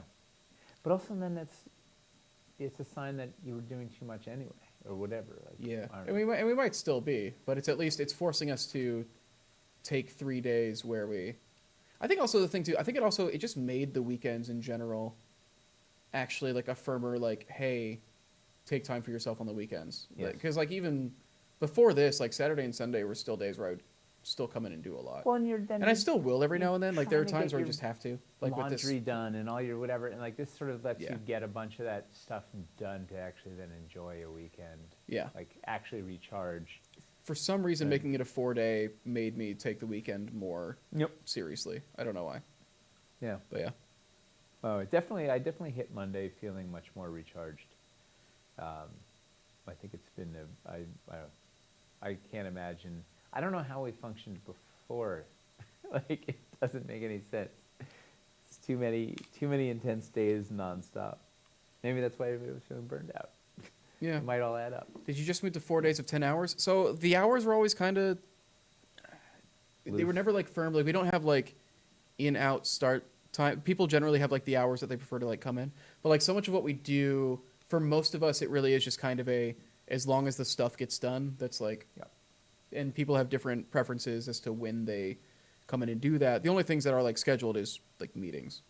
But yes, generally, yeah. like I'm working 4 longer days rather than 5 more Longer drawn days. out days. Yeah. Well, here's the thing: like Instead they of were 5 already longer days. when it was 5 days, like it was still Still 7 days. yeah, it was still Yeah. like longer days. Yeah. Like, cause yeah, like we don't clock in the morning and then clock out. There's really. no clock. It's just not really the way that our No, it's more Yeah. about getting work done in the rhythms that make sense for you, and hitting our important deadlines. yeah. And sometimes that means you're working really late or really early or working on the weekend or whatever. I think especially coming out of the pandemic, just because so much of like our personal lives had just stopped. For Yeah. a lot of us, we had just kind of replaced that with work because it was a thing that we could be doing instead of just staring at the wall. And now you were living at work. Yeah, like basically, it got to that point. And so then coming out of it, like Yes. yeah. So I think Yeah. having this like firmer like I am now actually like developing like a life outside of work again. Yeah. Yeah. It's awesome. I'm hoping it's great for everybody. We have to actually do kind of a follow-up check-in company-wide and See how everybody works for feels about it. everybody. Yeah. But here's the thing Probably also, do like after if Gen somebody Con. wants to work 5 days a week, they can. Like there's And so, they do. Yeah, that's the thing. you It's- can, it's still anybody's flexible. welcome to go back and Really, the rule Okay. was just more about like, hey, it was really just basically like stop scheduling meetings for people on Friday. It's like really we're what not it going came to down launch to. a thing on Friday. We're not going to Yeah. do a thing on Friday. We're not going to have set up meetings, phone calls. Like that's a dead day. Yeah. Like, get your work done, go enjoy your life, or use it as a quiet day to work if you need, or whatever. Or do, Aaron will sometimes not come in on Thursday and come in on Friday because no one's around, and then it's a nice quiet time to work or whatever. Yeah. Yeah. Hmm. I think it was, yeah. What else we got? The only other thing I have is it's been a slow burn project. Is so the infusing wargaming in the office, right? It's actually working. Like finally, we've been talking about it forever, and it's actually working, right? Like even running Shatterpoint games. In fact, you just shot a Shatterpoint video. Yeah, we We've literally just got- rolled it over there to. We've been getting Warhammer games under his belt. Like, Hamster has painted 2,000 points of Orcs and 2,000 points of Necrons, and you've filled 1,000 points of Skaven, and Miles has filled 1,500. 1,500 points of Skaven, and Miles. I have painted 1,000 points of Lumineth Realm Lords, working on 1250 as we speak. I need to build 500 more. We have what other Free Blades? There's been a number of games of Free Blades, and Yeah, I've been learning Free Blades. I want to get back into it. some Rangers, but you know, there is 100% more wargame presence in the studio than there was a year ago. Been wanting to do some wargaming with my DF. Recommendations for a complete noob. If you're just getting into wargames, I think Frostgrave is a very easy thing to get into because you can use whatever minis you want, and it's a very easy to pick up thing. Frostgrave and Rangers of Shadowdeep, all of Joseph McCullough's stuff is pretty good for that. Relic Blade is also very good, easy to understand rules. We did a video on Rangers of Shadowdeep, and we did a video on Relic Blade. Those are the first two Forge reports. You haven't done And Free Blades yet. They're right? both very easy games to pick up. I think Relic Blade is the easier game to pick up as like a first war game. Shatterpoint's all the hotness right now, and works really Yeah. nice with our wilderness terrain. If you want to use some of that wilderness terrain in conjunction with the terrain in the box, you can make a really neat. I'm staring at the board over here that Chris built. It's like it's an awesome 3x3 battlefield. Yeah. Oh, you'll all get to see it before long. Yeah. Yeah. The I mean, mostly just look for something that you can talk somebody else into playing with you, right? And then figure out what trades could be great with it. Yeah. I've been absolutely loving Age of Sigmar. Like, God, I love it. Oh, love it. It's been fun to get to see more closely kind of how the rules kind of inspire each other, especially like thinking about like, you know, so many of these other war games are being made in a world where Warhammer has been like the war game that everybody knows and all that. So it's interesting to see like how they will start with like some of the same kind of concepts when it comes to like the way that their system works, but they differentiate it a lot. How do they roll it? Yeah. You know, like Shatterpoint has kind of a variation on the Warhammer system where it is like you start with just a bunch of dice and you roll and you see how many successes you get, and then you keep modifying it. Like how many of those did they block? How many did until you see like what is the amount of successes that you're left with at the end of it. Contested dice rolls. Yeah. So it's we have 40K and Kill Team are gonna are barreling down the tracks. It's we're prepping those ahead of time for sci-fi. It's really it's super exciting, but it's very exciting to see it happening, see people playing and seeing it then affect our workflow. Like what are we, the stuff we're working on and how we're approaching it. 10 Sigmar armies being built in the office. Yeah.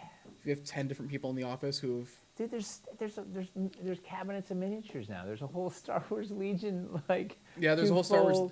There's Legion thing, there's a Shatterpoint shelf, there's a Free Blade shelf. There's God tier, there's a lot of painted minis for wargaming. It's got some Kings of War together. And we're just use them for photos and stuff too, which is nice. Yeah. It's really is a neat. So anyway, it's you can't make a thing. At least for us, we can't make the thing unless we can understand what we're making it for. So this is a great step towards understanding, how to make some stuff for wargaming by being wargamers. It's a big step. Also, sci-fi. We have more sci-fi games have been heating up. Eli is putting together a Starfinder game, and that's exciting. Another byproduct of making sci-fi terrain is going to be some sci-fi games. Yeah. It's fun. Lancer and Starfinder, dude. I'm gonna do some Oh, stuff with. you I'm gonna and do the some. Lancer. We've been playing Lancer for. When did we Long start while. playing? We might be coming up on a year now, of doing Lancer. Trying to play at least once a month. We haven't been playing. We haven't played in like a month now because people get busy in the summers. Yeah. And one of our gang is in Japan right now. He took like a month-long trip to Japan. So, yeah. Definitely gonna do some Lancer stuff. Lancer's a game that like deserves like more exposure and kind of content to help people get into it because it's a lot to learn, but it's very good when you get into it. I'm liking Lancer a whole lot as far as RPGs go. You love Lancer. It's very good. It's really so like, good. Yeah. No, it holds a soft. It's like a Breath of the Wild thing for you. Like it constantly comes up. Lancer is the Breath of the Wild of RPGs. No, it's really good. When I did the Ack Inc. game at PAX East, their showrunner, he's watching me put the build together, and he was like, "Man, got to get you guys to do some terrain for Lancer." And I was like, "Do you want to talk about Lancer?" Yeah. I was like, "Wait, do you want to talk about Lancer?" And yeah. How do you guys go about ordering your own stuff for the office? What do you mean? Just start reading the PDF for Lancer and I want to run them? Yeah, Lancer's very good. And our sci-fi stuff is going to work. We've been using a lot of our terrain works really well for Lancer, honestly. Except you got to move it from a hex base to just a grid, but like it's fine. Can make it work. Like when Cult comes, usually we order painted and unpainted of like the big pledges. We try to make sure that we get at least 2 of every sculpt here, basically. I want more than that for some of the archives. Like Yeah. What's wild is you think we have a lot of stuff until something like Wildlands Reforged comes along, and we try to have 10 We've been running builds all at the same time. Yeah, and when we did all the builds for the getting started videos, and we were also packing stuff away for Gen Con, and we also had to pack some stuff up for a secret project that we'll be talking about in a couple months probably. And then, yeah, like we were suddenly using a lot of Wildlands. A lot. The Artificer Reliquaries are not really designed to go with the sci-fi sets. No. You can probably use them together if you want, but they're not really planned to go together. The Artificer stuff is very steampunk. The sci-fi stuff is full-on hard sci-fi. Yeah. Like, it is. Searching for Lancer games at Gen Con, but none were added until last week, and the Insta sold out. Aw. That's the thing. It's hard to find, but then like when a game opens, the people who like Lancer are very into Lancer. Yeah. Well. Give me making some 40k builds with a Wildlands suit. Yeah, Wildlands is extremely good for wargame stuff. Sure is, and we're Yeah. going to see some videos of it in Wildlands Yes. Reforged. By the way, you all did an amazing job on the Bestial Lair dressing pack in Reforged. Thank you. Yeah, that's probably one of the better. It gathered up a lot of the. It's all the loose stuff that needed a home. Yeah. It was a smart one. No plan to do a steampunk set yet, but give us time and we will do everything. Yep. That's exactly. Yeah. Yeah. It's wild, you know. We say, oh, there's a limited amount of terrain out there, whatever, but like, we have no shortage of projects right now, and we haven't even started to like scrape the bottom of the barrel. Yeah. Like, we could easily do projects for 5 more years without even. There's still a running lot out of stuff that we haven't even touched the surface of yet. Yeah. Dwarvenite catacombs, modular ships, sand. There's a lot. The icy everything. Ruins. Everything in ruins. That's two Kickstarters right there. Just like, you could do 2 Kickstarters worth of ruins. Ruined sci-fi. That's a whole other one. Like, there's Yeah. everything but Spelljammers. We can really. That's when you know you've hit the bottom. Really, the best. I think that's everything I had on my my list. My list lasted a lot longer than I thought it would. Yeah. Did you guys have any other questions about any of the stuff? Modular mechs. Man, I would love for. That would be. It'd be such a wild. So would we do like an auto magnetized? Yes. Because you'd want to be able to swap out the Torsos arm. and legs. Because that'd be really good for Lancer and BattleTech, honestly. You'd be able to do quad legs or fast legs, big heavy legs, like jump jets. We just got to contact FromSoft and become like. We got to partner with them for an Armored Core thing. 'Cause that's all Armored Core is like. Oh. and like it's that level of flexibility too. Like you can decide like mix and match your engine type, legs your, and arms and torso, yeah, like all that sensor stuff. array And yeah, head. you can make it a little spider mech if you want. And like it's yeah. There's gonna be a Cool. webpage with all the reforged sets. Yeah, it's the GameFound page. If you go to the Ooh. GameFound page, all of the add-on sets are there. And then we're gonna be adding the reforged bundles soon. We were just finishing up the graphics for it. But GameFound lets us put a bunch of stuff up in preview, and so we are trying to have all the info up by launch. It's gonna be amazing. Yeah. It's just a delightful platform. Armored Core 6. I'm so excited for Armored Core 6. That's so close. These couple months is just absolutely stacked. It's unreal. We had Zelda come out a couple months ago, and Final Fantasy 16. I'm still working on both of those. Pikmin 4 just came out a couple days ago. Hickman? Pikmin 4. Baldur's Gate 3 is in like a week and a half. Armored Core 6 is almost I played here. Armored Core 1 in the PlayStation 2. It's pretty cool. It's come a long way. But Armored Core 2 was the one that I put like a ton of time into. Well, it was a little... I was very bad at it. Yeah, Diablo 4 recently. And Starfield. Pikmin is so chill. Yeah, I love Pikmin. Is it like Pac-Man? No. Okay. Very different. In fact, I heard of Pac-Man. It's your guys that might get eaten. Oh. Oh man, it's a lot to get into. We could do. Oh no. We could do a little Pikmin build with the sci-fi stuff. Oh no. We should do a Starfield thing. No, we won't have time. It's okay. No. Joy-Con Drift has made Tears of the Kingdom unplayable. I got new Joy-Cons. Joy-Cons? It's the controllers for the Switch. I also just mostly play with the Pro Controller, but I got new Joy-Cons like literally with Tears of the Kingdom because I was like I don't want to deal with the controller being bad. You need something that works. They made controllers that just straight up break after a bit. It's not great. Should we get out of here a few minutes early? Is there any do we have any other questions? Did we cover everything? I think it was a pretty grand coverage of all everything we got cooking. People are just asking for sci-fi beans. Yeah, soon enough. It sounds like basically a month from now. He seems pretty set on that. I just needed to have enough. Like we need to have the core pieces. Like have an actual thing you can. I was thinking we want to wait till like September or October and we have all of it. But like having just the core stuff is still. I'd rather make it on the Anvil, right? Show the process. Let them see it as it comes out. You know, like we yeah. Start with the basics. Be like, hey, here's the 6 basic pieces. Wait to see the other stuff, but that's you gotta wait. That is fair. Like revealing it system by system because they really are like some separate things. I think that's solid. Have you guys seen Oppenheimer? No, I got spoiled on the ending, good. And so I don't know. I lost my interest in seeing it. I haven't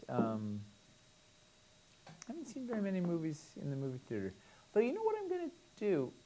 Barbie? I did take the kids to see Spider-Man. Nice. How did it blew their did mind. it stress them out? No, it was just right. Like Because there's some thrilling stuff in there. Yeah, it was a lot. I saw it 3 times. That's amazing. It's brilliant. I didn't mean to. Yeah, it's brilliant. It's really it's very good. It's so cool. But I have what I have planned, and it may be a bad idea because they are scare sensitive. What are you gonna take them to Oppenheimer? No, Mononoke. They're doing That's gonna be a lot for Hawken. They're doing a lot. They're doing a 1-week theatrical run. I love Mononoke. I know it's gonna be a lot for Hawken. I know. I feel like I kind of got to rewatch just to check. If Goofy animated stuff is easier for him than live action. If stuff. Goofy movie was too much, Mononoke is gonna be a lot for Hawken. Also, that Goofy movie was almost just 2 years ago. So he's like, he's Goofy movie doesn't have people bleeding out. Bleeding from their eyes. But it's also he animated. Nobody gets cut in half in Goofy movie. No, Mononoke is rough. There's a lot of Ghibli that I would go like, yeah, go for it. Yeah. Mononoke is probably it one of just the holds worst. such a soft like- spot in my heart. It's just like, and it's gonna be in a theater, and it's like, yeah, I know Grayson's ready for And it. they're doing a double Hawkins showing with especially- Grave of the Fireflies. Yeah, and that's not showing in the movie theaters. It's like, but yeah, Mononoke, it's gonna be a lot for him. I'm telling you now, it's a lot No. for kids. It is a lot for kids. God, it's so, It is extremely good. You should go see It's it. one of the worst I- choices, It's a really of- bad idea. It's a really but bad idea. but it's also it's so magical. It's a really bad idea. It's like- There's so many Ghibli movies that would be totally cool to take them to. 90% of them. Yes. No, Mononoke is not it. no. I swear to God. But You can't. No. it, No. it's God, it's so good. Do you know I watched it 3 times in Japanese without. I'd never seen it in English. I'd watched it 3 times in Japanese before I saw it in English. Because I was the only. My friend Otz had a copy that he brought back from Japan, yeah, on VHS that I watched. And I just kept watching it. I'm like, this is amazing, and the story was so good in my head because I didn't know. I had no idea what was going on. I had to try and figure it out from there, and then I watched the subtitle version. I was like, oh, maybe that makes more sense, but it's not as cool. Yeah, no, Mononoke is a lot for. It's gonna be a lot for the kids. It's great to see in theaters. It's an incredible movie. It's a That was the lot thing, for it's like, kids. it's gonna be a movie for oh. Oh. IFC the theater down by West Fourth. They've been doing Ghibli screenings every now and then. They do. I think they did Totoro Yeah. pretty recently. Totoro would have been great It's to take such them an to. easy. Yeah. Totoro would have been a All of slam them. dunk for the kids. All of them. All right. Most of them, yeah. There's a couple others that are also like pretty Yeah. rough, but like Mononoke, I think might potentially be the worst one to take kids who are scared of the Goofy movie too. Wow, Goofy movie's scary though. That's a whole. Yeah. All right, What stay is- home and watch Avatar: The Last Airbender instead. Oh yeah, you could do that. Have you watched Avatar: The Last Airbender with them? That's a show. The TV shows. That would be Yeah. that'd be a really cool show to Yeah. watch with them. People love that show. Yeah, Like there is. Yeah. that's a very good thing to watch with them. Yeah. Yeah. All right. Let's get out of here. Oh, we didn't miss Before I- anything, right? We didn't miss anything when we went on a Ghibli I don't know. kick. A Goofy movie director's cut. Apollo 13 must have been boring. Love the way Low 10 evolved in OTA. It was super good. Yeah. There will not be sci-fi beans at Gen Con. There are no new pieces in Reforged, right? Yes, there's no new pieces in Reforged. It's just all the old stuff, but in a better arrangement. That boar scene. When the boar corpse does the perfect cast. Oof. Yeah. I saw Man. Jaws when I was 5. It's pretty rough. Here's the thing. Nate did scar them with a movie. It was Goofy movie. Well, yeah, no, they've never watched Goofy ever since. Man, when you're a kid, like I get it. I remember we saw like a 3D Honey I Shrunk the Kids thing at Disney World when I was like 6 or something. And like near the very beginning of it, like stuff goes wrong and there's like little explosions, things are going haywire, and he's like freaking out, and I was like terrified. Yeah, because At things are 6. going haywire. This ride's Things are going to going blow haywire, up. yeah. Never-ending Story. There we go. That's also a little tough. Oh, that one It's- ruined me. It's very good. It might be too much for them. That was still. that was the first movie I saw on VHS. It's a good one. You know, I would Oof. love to do. oof. I would love for us to do practical effects for stuff here. You know, That'd be so fun to do, like puppetry and stuff. do the Dark Crystal in Dwarvenite. Like, Yeah. yeah. For the sci-fi video, we just make some sort of Wookiee knockoff, and We have a gorilla suit. we do have a gorilla suit. Eric's gorilla suit, and just like We just put Casey back in the gorilla suit and put like an ammo band on her. just shoot her in a green screen, Ah. comp her into the. Yeah. Oh, it'd be good. All right, it's time. We need to go. We need to get out of here. So thank you. Is there hobby hang tomorrow or Hamsters on the road? Yeah, Hamster's on the road. Hamster is, it's not here for the next 2 weeks because Hamster is out of here. And then we are no on the Anvil next week because we will be at Gen Con. Yes. But we will be back. Unless we want to try and stream from the Airbnb on Wednesday night. Terrible plan. Now I'm tempted. That'd be We're kind of just fun. going to be finishing up on the floor at like 6. What would be fun? Is there a time difference in Indianapolis?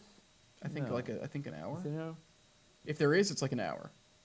So then that kills us. Then we lose another time. Then yeah, we're in trouble. What would be fun is to do like what Reaper did with the streaming like their warehouse, shipping out all the orders and everything.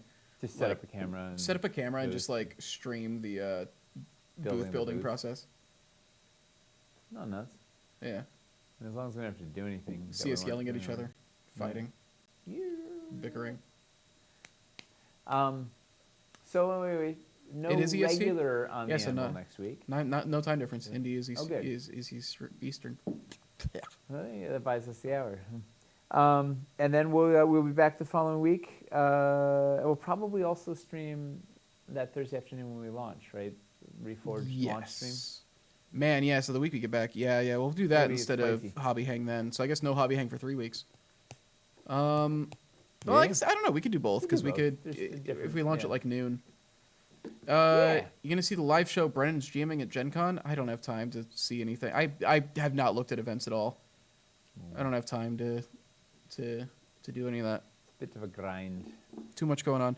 Like when the show floor is closed, it's basically trying to meet up with people that we need to talk to, and also try to not die. Also, gonna be working on Reforged, to be honest. Like getting up updates, checking Discord, making sure things are Yeah. good. Yeah. Alright. Some D&D special, Jeremy Crawford. Yeah. Oh, Jeremy Crawford's gonna be there. Gabe is playing in that game. Apex. Yeah. Huh. And I've been so checked out. yeah, yeah. So we'll see. All right, Gabe's gonna be there. We'll be at Gen Con next week. Hopefully see some of you there.